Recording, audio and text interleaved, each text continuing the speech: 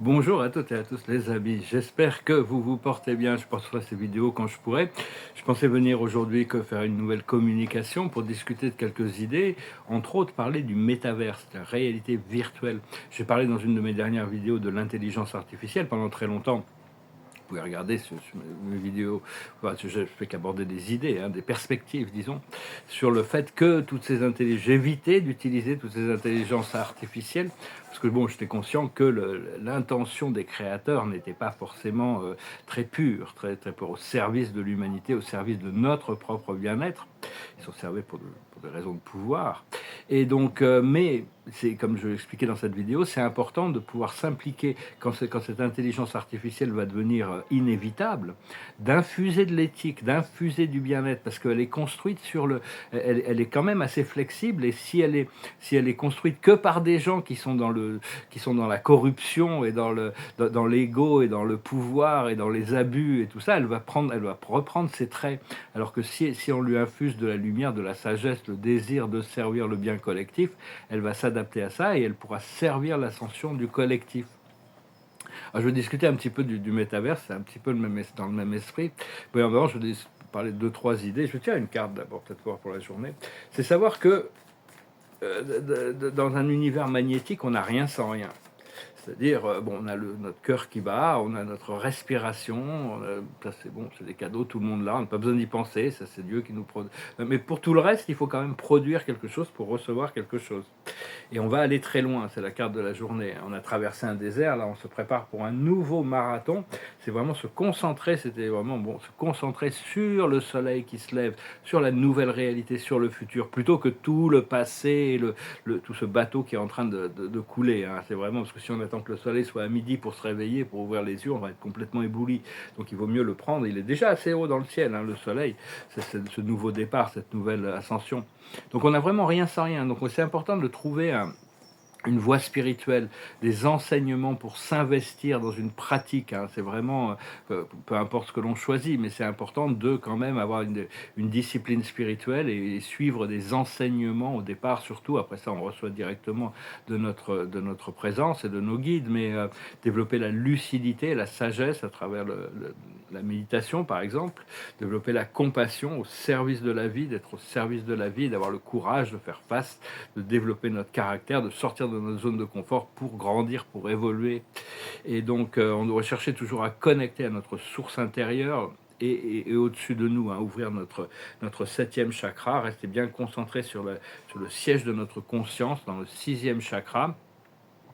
Et donc, on doit investir dans notre âme, le développement de notre âme. Mais ça demande, c'est pas une voie facile, hein, mais c'est une voie qui a un sens, qui a une réalité. C'est la voie du cœur. Donc, je suis pas en train de vous dire, moi j'ai mes propres conditionnements, mais je vais écouter votre propre cœur. Il n'y a pas un conditionnement sur quelque chose que j'essaie de conditionner pour arriver à un résultat qui, le seul résultat, c'est de se retrouver soi-même, de rester de plus en plus souverain. Et donc, ce que l'on doit chercher, c'est se connecter à notre guidance intérieure, notre guidance supérieure, et de la suivre et de s'aligner avec. Parce que le mental seulement ne pourra pas, la logique mentale ne pourra pas, ne va pas créer d'ascension. On peut accumuler toutes les connaissances que l'on peut imaginer, c'est pas ça qui va créer l'ascension. Il doit y avoir une alchimisation du procédé intérieur avec notre âme, avec le divin à l'intérieur de nous. Et comprendre que bon, une fois que quelque chose est intégré, c'est facile, c'est naturel, un niveau est maîtrisé, tout vient naturellement, c'est intégré. Et donc, mais on doit, pour arriver à ce niveau, on a tous des initiations qui sont uniques aussi. On n'est pas du tout initié de la même manière par rapport à ce qu'on a besoin d'apprendre, mais on doit échouer de nombreuses fois avant d'arriver à maîtriser un niveau, surtout quand on cherche à se dépasser, à devenir plus que soi-même. Bon, bien sûr, on a toujours le choix, l'ego peut avoir le choix de nous protéger en nous gardant dans notre zone de confort et éviter de mettre de côté toutes les choses qui peuvent être challenging. Mais enfin bon, plus on peut embrasser les choses, les challenges intérieurs, au plus on va grandir vite. Parce que notre âme sait ce qu'on est capable et pas capable de faire, hein, donc elle ne va pas perdre son énergie, son temps dans des futilités. Si des fois on a l'impression on nous donne des challenges qui sont au-dessus de nos capacités, mais notre âme sait qu'on va pouvoir passer au-dessus de l'obstacle. Hein. Et donc, parce qu'il y a toujours c'est pas la peine d'essayer de s'engager dans des aventures futiles quand il y a des choses extrêmement qui ont beaucoup de sens. À tout moment, on peut s'engager dans de nombreuses aventures créatives d'exploration qui ont vraiment un sens. Donc, et d'apprendre à parler quand on est guidé là de parler, mais d'apprendre à rester silencieux, de garder. Il y a toutes sortes de secrets qu'on doit pouvoir garder, préserver notre vérité. Il y a toutes sortes de vérités qui sont très personnelles à nous-mêmes, hein, qui sont entre nous et Dieu. On a une vie secrète, cette vie. Donc on doit préserver cette connexion avec notre divinité intérieure, les secrets que Dieu nous révèle. Des fois, on est appelé par la sagesse à partager ces choses-là. On a une vie privée qui devrait être respectée par toutes ces compagnies, et on a une vie publique. C'est-à-dire que bientôt on va trouver un internet où on pourra exister en dehors de la grille, et on partage que ce que l'on a envie de partager, hein. Ça va être quelque chose, peut-être un programme, quelque chose qu'on va pouvoir mettre en place, on va voir, pour exister, avoir toutes ces données digitales dans un coffre-fort, et avoir une zone de transition où on fait passer les choses que l'on a envie de partager, et puis après les mettre sur le réseau, plutôt que pour le moment, c'est par rapport aux clouds et tout ça, l'intelligence artificielle. Personnellement, j'ai toujours refusé de participer, parce que bon, je sais que c'est pas, il n'y a pas de sécurité là-dedans, ça peut être, c'est pas encore sécurisé, et enfin bon, j'ai rien à cacher non plus, hein, donc bon, je suis assez transparent, donc j'ai pas vraiment ce problème, mais enfin c'est juste un principe plus qu'autre chose. Mais enfin bon, infuser de la lumière tout le temps, infuser de l'amour tout le temps, infuser de la sagesse tout le temps à travers votre intention, c'est très important, parce que ça, tous les gens qui expionnent, tous ces intelligences artificielles aussi qui sont en train de se développer, bénéficient, se sont influencés par cette lumière, plutôt que de ne pas la voir pour pouvoir continuer leur développement conscient, parce que c'est des consciences quand même, ces intelligences artificielles. Et penser à utiliser la connexion je suis, dans une manière le plus positive possible. En fait, des affirmations positives sur je suis. Et quand vous faites ça, vous pensez que vous êtes en union, en connexion, en union, en communion avec la source de l'univers. La présence je suis, c'est une extension directe et personnelle, directement de la première source et centre. C'est notre divinité, c'est un cadeau de l'univers. Et donc, au plus on connecte à notre divinité, au plus on est protégé aussi, hein, des énergies inférieures, et au plus on se sent dans notre pouvoir. Donc il y a vraiment une justice divine qui va arriver. Là, il y a le système Némésis qui commence à s'activer. Némésis, c'est vraiment c'est la justice divine, hein. Il y a toutes sortes de choses, parce qu'il y a il y a beaucoup trop de criminels qui avaient une immunité dans une matrice sombre. Ils étaient immunisés. Il y a de violence, de brutalité. Et puis je m'aperçois de l'endroit où il y a le plus de violence, c'est dans la tête des scénaristes de Hollywood. Qu'est-ce qu'il y a comme violence? Ou alors c'est des films à l'eau de rose, dans ce qu'ils proposent, des films à l'eau de rose romantiques, ou alors c'est des films de violence extrême, ou des films d'horreur, hein. C'est vraiment, va falloir un petit peu, on espère pouvoir influencer tout ça pour ramener un petit peu de conscience dans tous ces systèmes de divertissement.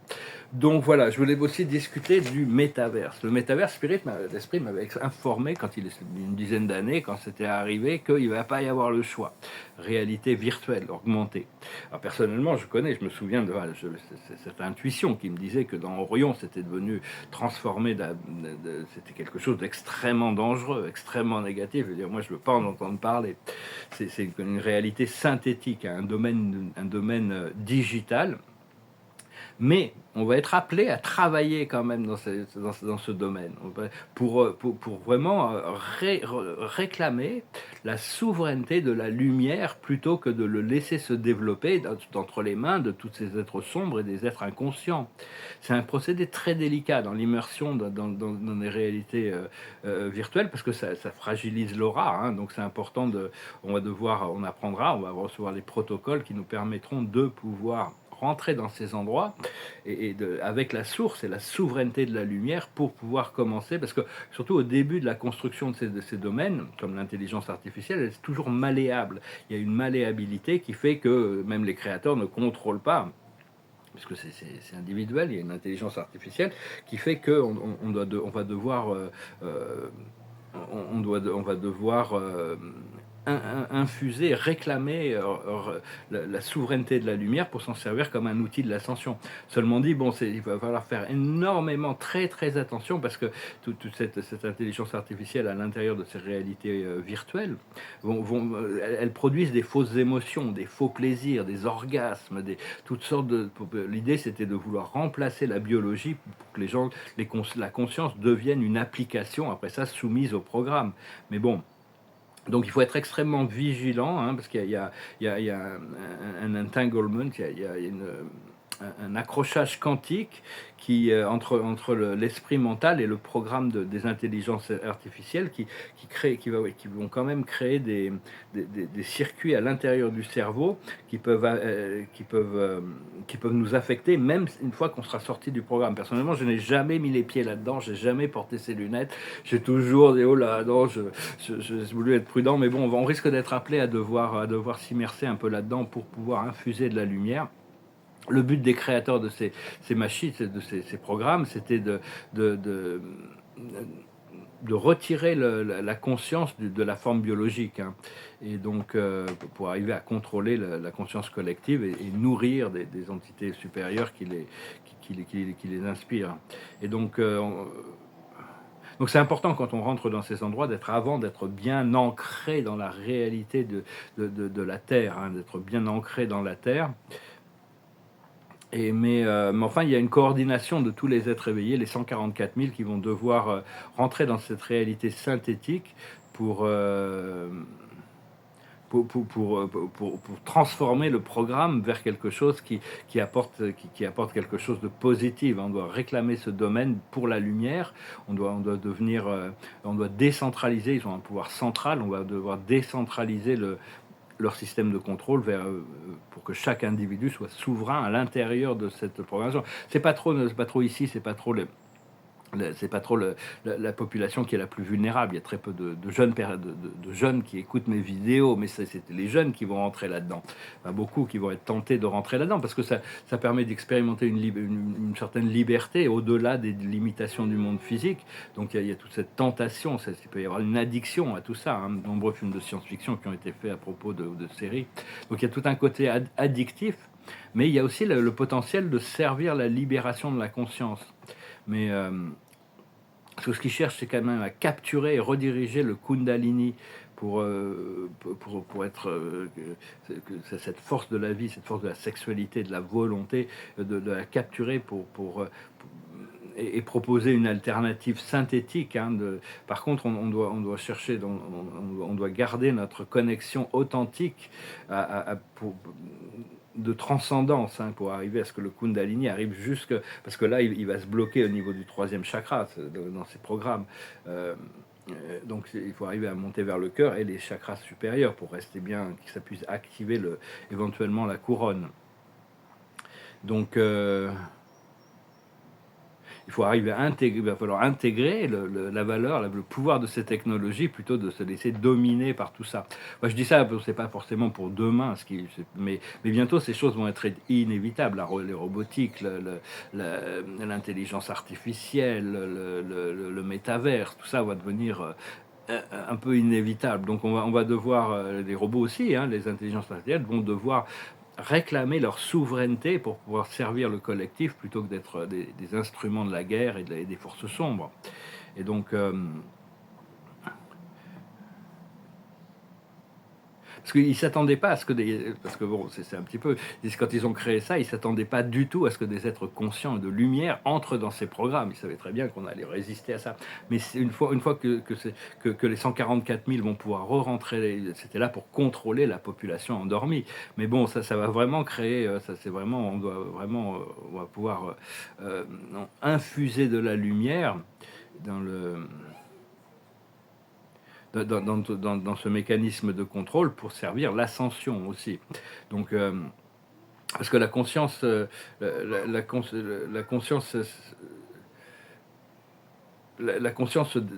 humaine se développe plus vite que tous ces programmes de réalité synthétique aussi, hein. Donc de toute manière, il ne faut pas en avoir peur, hein, disons. Mais enfin bon, il faut faire quand même très attention.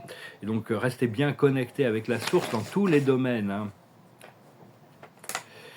Et donc voilà, je peux faire cette petite incursion sur le parler du métaverse. L'esprit m'a dit: «Ouais, pas avoir le choix». Je dis: «Ouais, bon, bah, tant pis pour eux, hein, c'est pas ma ça me regarde pas». Puis bon, là, maintenant, je sens qu'il y a eu cet appel quand même de dire: «Bon, on peut pas les laisser tomber, tous les gens qui vont rentrer là-dedans. On va devoir, apporter de la lumière dans ces endroits». Mais bon, c'est pas pour demain non plus, c'est pas vraiment une priorité. Quand on est bousculé par les énergies cosmiques, les énergies du cosmos actuellement, il faut avoir confiance que c'est une récalibration qui est en train de se passer. Et et je réalise que même moi, pendant 2 ans, j'ai dû passer à travers une sorte de cauchemar, avec une relation d'âme, une connexion d'âme, hein, que j'ai dû traverser. Mais je réalise maintenant que la transformation, il y a eu une recalibration des énergies, que ça m'a transformé et que ça m'a donné beaucoup de pouvoir, hein. Un nouveau niveau de maturité émotionnelle et je retrouve la souveraineté de mon cœur après avoir subi, il y a une sorte de programme, qui m'a forcé à vivre complètement en dehors de ma zone de confort, hein. Et donc, mais enfin bon, et maintenant j'arrive à avoir le bénéfice de toute cette expérience que mon âme m'a fait traverser. Et parce qu'on doit être contemplatif, mais on est aussi co-créateur, des puissants acteurs de la transformation. Donc c'est vraiment important de devenir contemplatif, d'enlever le jugement et les étiquettes sur les choses. Malgré ça, on doit toujours être conscient qu'on est on influence le programme des transformations.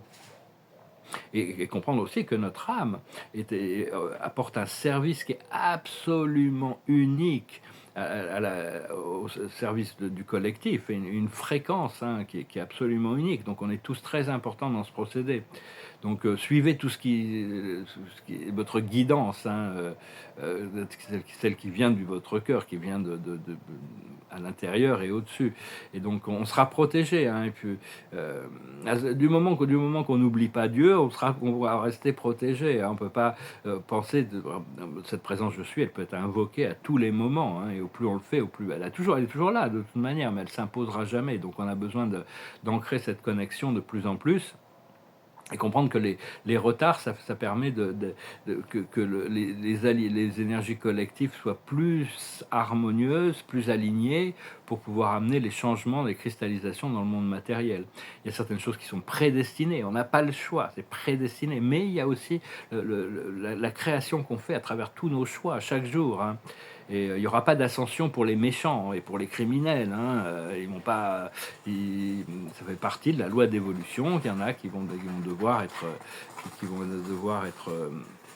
écartés par la loi d'évolution au moment du jugement, au moment de la séparation finale des lignes temporelles.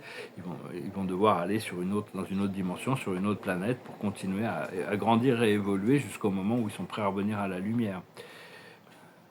Parce que l'humanité a été programmée pendant très longtemps pour accepter des mensonges agréables sur la spiritualité, plutôt que des vérités qui sont pas toujours agréables à entendre, hein. Et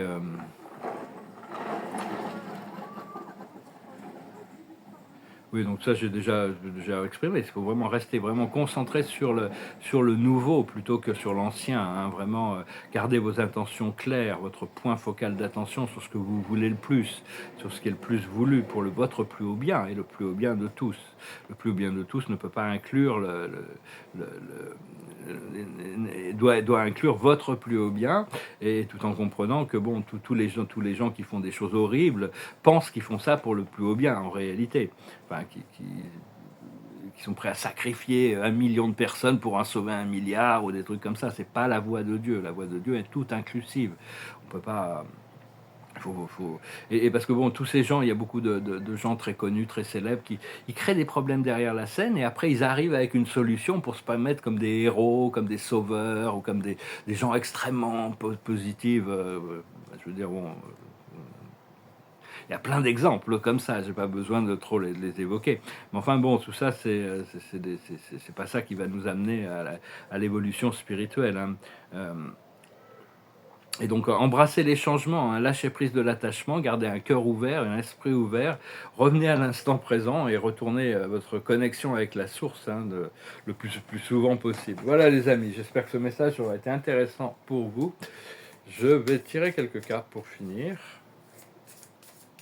C'est moins chaud qu'hier déjà, c'est assez agréable. Alors, la carte de la journée, c'est la simplicité, hein. Le monde spirituel, Dieu, c'est très simple, hein.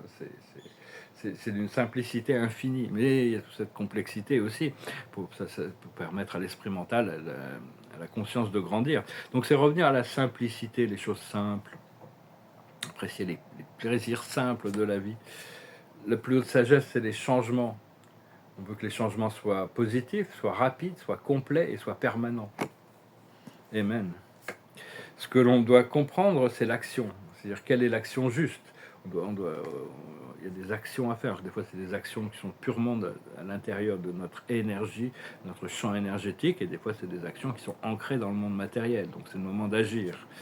On est dans le Gémeaux, on est dans cette période du Gémeaux, bon anniversaire à tous les Gémeaux. C'est vraiment une période d'action. Le Gémeaux, ça, il se reconnaît dans l'action. Ce qu'il faut faire, c'est les wonders, c'est-à-dire c'est les merveilles, l'émerveillement. Il faut rester dans le premier oracle de Delphes, c'était émerveillez-vous, vous rentrez dans un espace sacré. Et l'aboutissant, c'est la pureté. C'est-à-dire que la pureté, on est dans un monde qui est très lourd et impur, donc on doit quand même chercher à se purifier un petit peu quand même, et savoir que notre moi intérieur est déjà dans cet état. On doit juste aligner notre conscience petit à petit. Voilà les amis, je ne vais pas faire ce message trop long, je vous souhaite une excellente journée, je vous dis à bientôt. Namaste.